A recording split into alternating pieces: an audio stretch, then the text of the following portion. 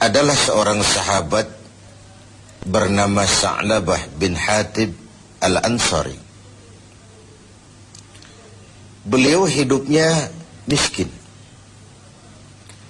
tetapi kemiskinannya sama sekali tidak mengurangi kekuatan ibadahnya. Salatnya pun selalu berjamaah. Di mana ada Rasul salat menjadi imam, di situ Sa'labah bermakmum. Hanya saja Sa'labah ini aneh. Tiap selesai salat langsung pulang. Tidak wirid, tidak zikir, tidak doa. Jadi kalau sahabat-sahabat yang lain selesai salat Allahumma antas salam, Sa'labah ini malah Allahumma lantas jalan. Begitu setiap salat. Sampai satu saat beliau ditegur oleh baginda Rasul. Sa'labah, labaika ya Rasul. Kau ini macam orang munafik saja. Tidak betah kau di masjid. Atau tidak pentingkah doa dan wirid itu menurut kau? Tiap selesai sholat, pulang. Salam, pulang. Kenapa begitu Sa'labah? Maafkan saya ya Rasul. Kenapa? Saya bukan tidak menganggap doa dan wirid tidak penting. Lalu, bukan juga tidak betah di masjid. Kemudian, kenapa kau terus pulang begitu? Saya ini keluarga miskin ya Rasul. Kain satu pun berdua dengan istri saya. Ketika saya sholat di masjid sini, istri saya di rumah nunggu giliran sholat dari sarung yang sedang saya pakai ini. Kalau saya pakai wirid dan zikir, istri saya tidak kebagian waktu sholat. Begitulah. Iya. Oh.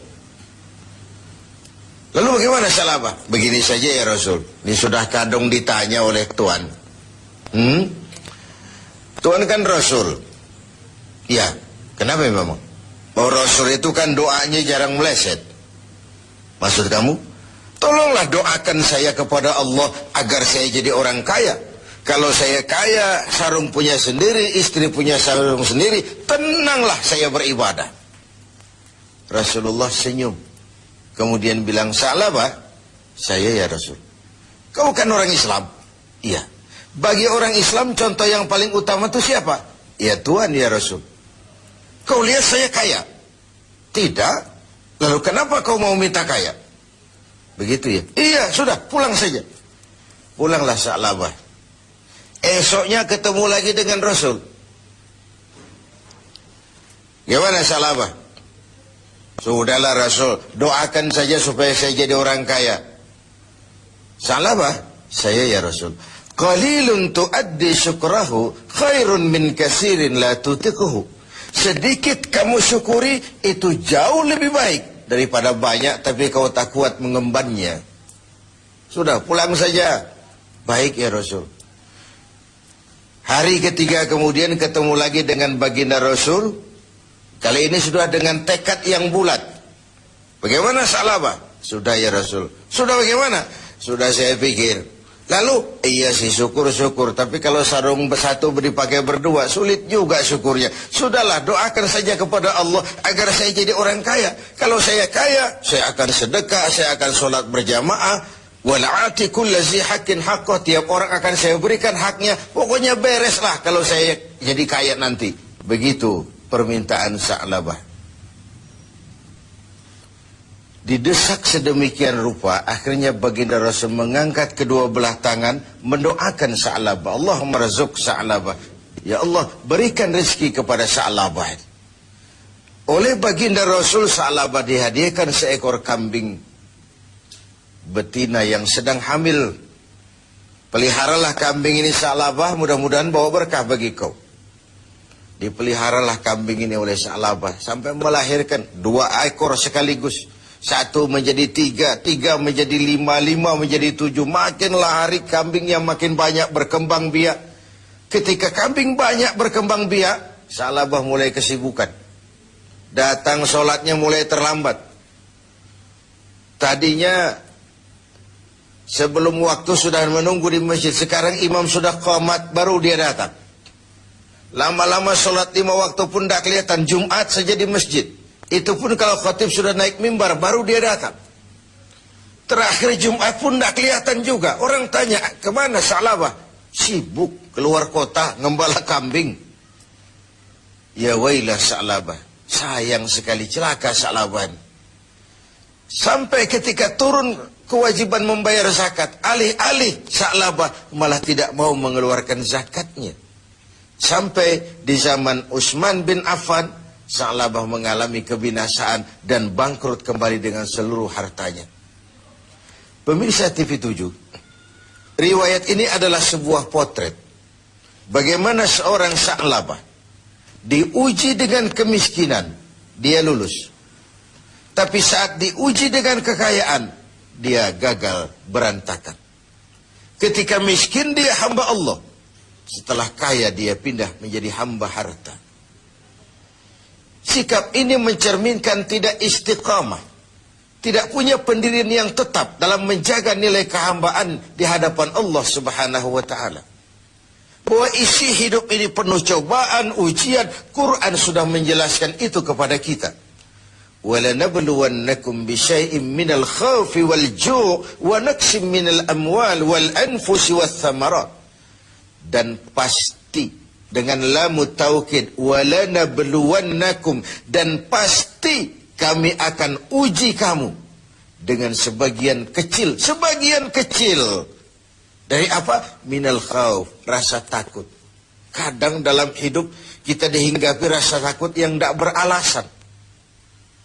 Sudah kaya takut kalau jatuh miskin. Sudah punya kedudukan takut kalau diambil orang. Takut kalau ada mutasi. Takut kalau harus turun jabatan. Sudah hidup takut kalau mesti mati. Takut yang sering tidak beralasan. Wal khauf, rasa lapar. Secara makro, khauf dan ju' ini kan masalah hankam dan ekonomi, keamanan dan kemakmuran. Sering kali kita diuji dengan ini. Hilangnya rasa aman, ekonomi gonjang-ganjing, ini mahal, ini naik, itu naik. Lapangan kerja sulit, persaingan hidup tajam. Apalagi sudah masuk pertengahan Ramadan ke atas. Orang sudah konsentrasi. Mau mudik lah, mau lebaran lah. Sehingga konsentrasi ibadah pun sering buyar. Tengoklah pertengahan Ramadan ke atas ini. Masjid-masjid separuh saja pun sudah bagus dia. Safnya semakin maju. Artinya orangnya semakin kurang. Pemirsa TV7 yang berbahagia. Ujian itu juga dalam bentuk wanaksim minal amwal. Kekurangan harta, kehilangan, rampok, kecurian, wal anfus, kekurangan jiwa, kematian, wathamarat, kekurangan buah-buahan. Menghadapi ujian, cobaan itu, Allah memberikan sandaran. Wabasyiris sabirin. Berikan berita gembira kepada orang-orang yang sabar menghadapi segala macam ujian tadi. Siapa orang yang sabar? Alladzina iza asabathum musibah qalu inna lillahi wa inna ilaihi raji'un. Yang apabila mendapat suatu cobaan segera sadar segalanya dari Allah dan segalanya pun akan kembali kepada Allah. Ada baiknya kita angkat satu potret lain. Potret Nabi Ayub alaihi salam. Nabi Ayub sebelumnya adalah orang yang kaya. Beberapa rasul memang kaya. Binatang ternaknya banyak, sawah ladangnya luas, rumahnya bagus.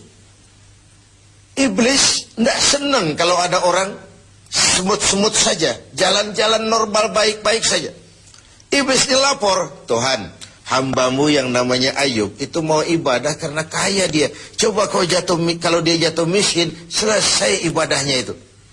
Allah bilang, iblis, aku tahu Ayub itu hambaku yang ikhlas. Saya buktikan Tuhan, silakan. Iblis pun turun ke alam ini menggoda Nabi Ayub. Mula pertama dia binasakan binatang ternak Nabi Ayub. Lalu dirusak sawah ladangnya. Sehingga praktis dalam waktu singkat Nabi Ayub jatuh dari orang paling kaya menjadi orang paling miskin. Dan itu tidak mudah. Dan itu tidak mudah. Mudah mengalami frozen emotional attitude, shock. Sudah begitu, iblis datang menemui Nabi Ayub yang sedang ibadah di mihrab dalam masjid. Ayub, ya.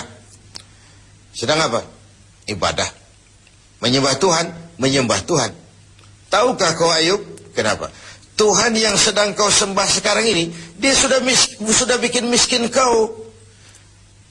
Sawah ladangmu binasa, rusak, binatang ternakmu mati semua, dan kau sekarang jadi orang miskin Ayub. Buat apa lagi nyembah Tuhan yang model begitu? Dia sudah bikin miskin kamu. Nabi Ayub senyum mendengar itu. Benar, benar. Binatang ternak saya binasa, binasa. Sawah ladang saya hancur, hancur. Dan sekarang saya jadi orang miskin, miskin. Alhamdulillahilladzi a'tani wa akhaza minni. Segala puji bagi Allah yang telah memberikan harta kepada saya dan sekarang mengambilnya lagi. Tengoklah Nabi Ayub ini. Ketika binatang ternaknya binasa, sawah ladangnya musnah, bukan innalillahi malah alhamdulillahilladzi a'tani wa akhadha minni. Segala puji bagi Allah yang telah memberikan kekayaan kepada saya dan sekarang mengambilnya lagi. Allah yang memberi, Allah juga yang mengambil. Inilah yang disebut sikap istiqamah. Ibadah kita tidak bergantung kepada cuaca. Sebagaimana di awal tentang Sa'labah bin Hatib al-Ansari tadi. Dalam keadaan miskin, dia tekun ibadah. Setelah diuji dengan kekayaan, dia malah tidak karu-karuan. Karena itu penting bagi kita menjaga sikap istiqamah untuk tetap konsisten dan konsekuen sebagai hamba Allah dalam segala keadaan. Dalam segala situasi. Sehingga nilai kehambaan itu mempunyai nilai yang istiqamah. Pemirsa TV7, semoga ibadah Ramadan membuat kita menjadi orang-orang yang istiqamah menghadapi ujian yang diberikan Allah kepada kita.